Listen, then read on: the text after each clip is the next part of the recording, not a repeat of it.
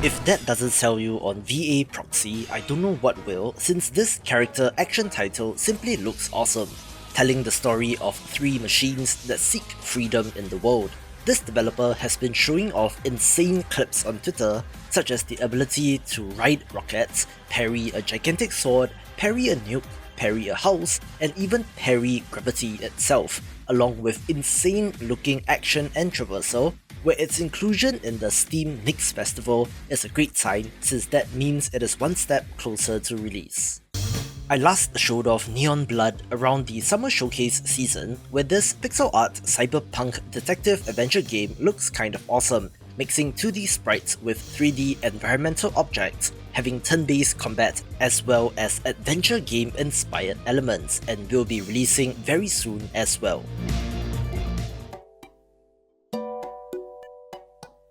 This video is brought to you by Hexaroma Village Builder, a relaxing city builder title with a hexagonal grid in which you are building out quaint little towns and villages across a variety of biomes. Of course, each building and tile has their own requirement and will provide different bonuses depending on where you place them relative to the other tiles on the map, slowly building out your village tile by tile. And as you complete each level, we'll move on to larger and more complex maps with different kinds of hazards and terrain. This will be a leaderboard-driven kind of game as you compete for the high score, but does look like a very chill, very pleasant kind of experience, so check out the demo and wishlist on Steam.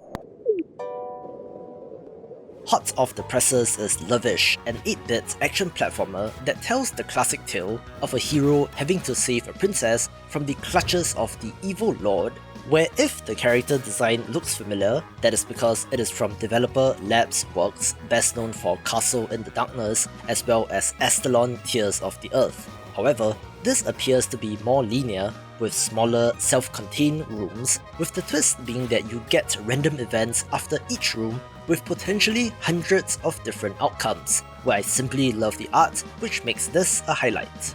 I always enjoyed the art of developer One Shark of being cartoony and having an almost rubber hose style of animation, and they are back with Dolls of Insanity Reopened, a roguelite deck builder that is somewhere between a remake and a sequel to a title from 2022, completely overhauling and revamping game mechanics, adding over 100 new cards and synergies, a new equipment system, a new dice system, new enemies, controller support, quality of life improvements, and so much more. Where if you bought and owned the first game, you will automatically get this version as well in a very consumer-friendly move, but if you're curious about what is new, do give the demo a go. Some of you in the comments section told me to check out Spirit X Strike, so here it is, a character action-adventure title that looks like all action all the time. It is super fast-paced with an insane sense of speed to the combat, in which you are taking on both groups of enemies as well as 1v1 battles against bosses. The gimmick here is that you're able to create your own combos and thus appear to be all punches and kicks instead of wielding weapons or special powers, but still an awesome looking action title that is certainly worth a try. I've been talking about Warside for a little while now, since of course the pixel art is what got my attention in the first place, being pretty much advanced wars in all but name, not even bothering to change the theme like in Wargroove, being a straight up military turn-based tactics title, where you can capture buildings and spawn troops from there, also having the classic presentation and animations when units attack. However, I don't see another Advanced Wars game being made anytime soon, so indie developers can fill the void, but hopefully they will do enough to distinguish themselves from the inspiration. An interesting looking automation colony sim title is Microtopia, where if you look closely, this is actually a colony of robotic ants which you are giving commands to. You play as the omniscient hive mind for the colony, having to get the worker ants to gather resources, guiding them with pheromone trails, all as you optimize supply chains in order to feed your queen and expand the colony. Instead of conveyor belts, you will need to master logic gates and sensors instead, also having a tech tree to progress up, as well as the ability to spawn new queens to be sent to new areas to begin the cycle anew, with the complex interconnected simulated ecosystem being one of the main draws. 天地由明转幽，弱肉强食，纷争不断。 Alright, I'll come right out and say it. Echoes of E Samsara could possibly be the next Black Myth Wukong, being a gorgeous Souls-like RPG from a Chinese developer, but with more of a classic wuxia theme, in which you play as the first disciple of the Sword Saint, having to use your skills with the blade to take out dangerous enemies to prevent a global catastrophe. It does kind of look like Sekiro, with the block, parry and counter-attack focused combat, and is very pretty as well, so do definitely check this out. Another Chinese themed title is House of Legacy, a city builder management sim that sees you playing as some sort of feudal lord, escaping to a safe land to seek refuge in a friendly bastion, carving out a niche for your own family and clan. On top of construction elements, you have to manage your clan, or your house if you're more familiar with European terms, of having to manage your descendants and to create alliances through marriage and so on, with a larger country-wide map and strategy layer as you deal with a rebel threat, and does look pretty fantastic. Perhaps one of the biggest beneficiaries of the Steam Next Festival is Tinkerlands, a pixel art sandbox crafting action-adventure title, looking similar to something like Dome Keeper since many people are playing the demo and it is shooting up in popularity. If you're not familiar, you're doing survival game stuff like punching trees to gather resources, which can then be used to upgrade your base and equipment to allow you to venture further out, being a tried and tested formula and is very well done here, where this developer has done the very clever thing of releasing a prologue demo and playtests and updating that demo to get feedback, such that this current version is the best that it can be. A very pretty looking city builder title is Kingdom Stack, a card-based variant with a defense element, since you not only have to focus on feeding your people and building up the economy within your walls, you do have to build defenses and train troops to deal with hostiles as well. This is a survival-based city builder, so if your walls get breached and your city destroyed, it is game over and you need to restart, although there's no mention of roguelite anywhere on the Steam store page, so maybe no procedural generation, so we'll have to see how they keep repeated playthroughs interesting. Another title which kind of came out of nowhere is Unrailed 2 Back on Track, the follow-up to a game which released in 2020, being a co-op multiplayer title in which you and your friends are working together to build a track for the train while it is moving so that it does not come off the rails. The voxel art looks much improved and will come with permanent upgrades for characters, and given how popular that first game is with over 12,000 Steam reviews, this will be of interest, but definitely play with friends. A pretty cool looking strategy RPG is Whispers of the Eyeless, a grimdark title with an almost Darkest Dungeon kind of art style, in which you are leading a cult which is attempting to revive the dead gods, forever altering the fate of the city. In order to carry out your work, this involves turn-based combat as you fight your way through to get what you want, having to use resources to build out your base, as well as managing followers, with disciples being able to be sent out on callings to further your agenda, and stands out visually. A game which is new to the channel is Overthrown, and while it might not look like it, this is a city building game for up to 6 players, but of course, where you have a player avatar and can battle in real time. It is a bit cartoony and comedic since you can carry entire trees and buildings, but all the combat and special abilities is in service of building out the town, having to keep the citizens happy as the main goal. A game which has been in development for quite a while is Wild Woods, so it's good to see some new footage of it, being Escort Mission the game, but don't run away just yet, since this is a 4-player co-op action-adventure title in which 4 adorable cats must protect their wagon moving through a dangerous forest. There is a day-night cycle of 2 phases, resource gathering and then combat against bandits, with the local multiplayer twist being interesting since it takes the Overcooked idea and expands on it a little, and looks pretty nice, making it one to try.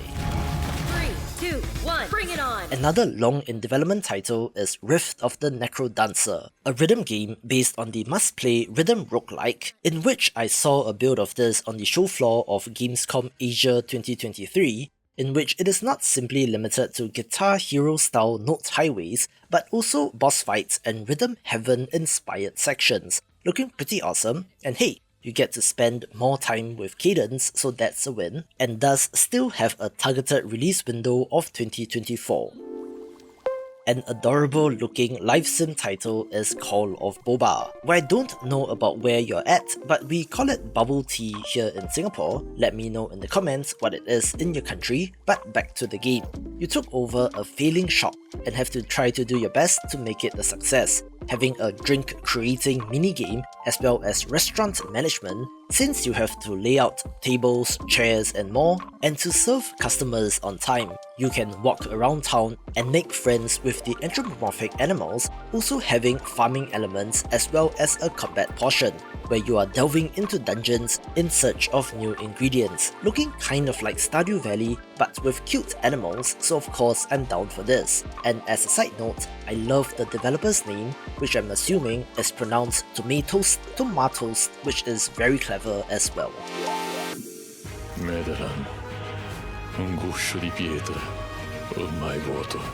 Here's a title that is new in Stonemachia, a Souls-like RPG that takes inspiration from chess, in which you play as a lowly pawn on his quest to defeat a plague of angels in an attempt to return to heaven. Of course, being a chess piece, you don't exactly have arms and legs, so the animation looks a little strange, and I wonder how that will affect combat. Still, it looks awesome and is something different in the Souls-like space, since you can also transform into other chess pieces, like the rook, knight or bishop, which I'm guessing will have different abilities, but yes, fans of the genre, definitely check this out. I love indie games since they can just go ham in the tribute direction, where one look at spy drops and you can pretty much say that this is an MGS1 inspired stealth action title. And hey, given the limbo of that franchise and Kojima having moved on to other games, this might just be the entry we need in the stealth game space. I caught wind of this game on Twitter since apparently this is the first commercial product that involves all 3 Szymanski brothers, John, David and Evan, who are known for titles like Dusk, Iron Lung, Squirrel Stapler and My Friendly Neighborhood, to talk about genetics and the family business, in which Secret Agent Wizard Boy and the International Crime Syndicate has to be a cheeky reference to Harry Potter, in which you go undercover in a wizarding school to topple Grumble Mott's evil crime syndicate, and sure looks like wacky fun. This is not a licensed game as far as I know, so I don't know why the main character of this game looks like Power from Chainsaw Man, but it is a story-driven shooter named Silly Polly Beast. Now, when I say shooter, it mixes between third-person, isometric and 2.5D, but not first-person, so it's kind of cool and does look pretty awesome as you battle all sorts of monsters, having horror overtones, but it's not exactly a horror game. Also, it is story-driven and linear, so you don't quite get games like this anymore, which makes this worth a look. The next title from developer Scumhead is named Mortar, and is probably the most ambitious title to date, being a non-linear first-person shooter in which you are free to explore. This reminds me of Dread Delusion in terms of visual style, although much more first-person action-focused rather than the slower-paced RPG feel of that game. Of course, there are also upgrades to your weapons and gear in this game, with the otherworldly, bizarre environments and enemies being the highlight here. Their other titles like Vomitorium and Angel's Gear are worth a look as well, with interesting ideas, but hands down, this is probably the most excited that I have been for one of their games. Yes, Bad to Bad Apocalypse is another zombie apocalypse survival sandbox title, but with a twist, since this of course stars anthropomorphic animals, where you can command a squad of deadly warriors in Delta Team as they blast away at the enemy. It has survival crafting elements at its core, such as exploration, gathering resources, and fishing, in order to upgrade your base camp and weapons, which is then combined with intense shoot-'em-up action, where this has been previously released on mobile and has been well received, so hopefully the Steam version will not have microtransactions and such and will be a standalone premium title. One of the most awesome looking titles is Klekka, having been described as Eastern European Lethal Company, being a co-op horror title about descending in an elevator that is trying to eat you. So how's that for motivation? Where you're exploring to get things to feed the elevator, and looks awesome, where I applaud the use of 4:3 resolution in this case. Watch this video for more Steam Next Festival coverage.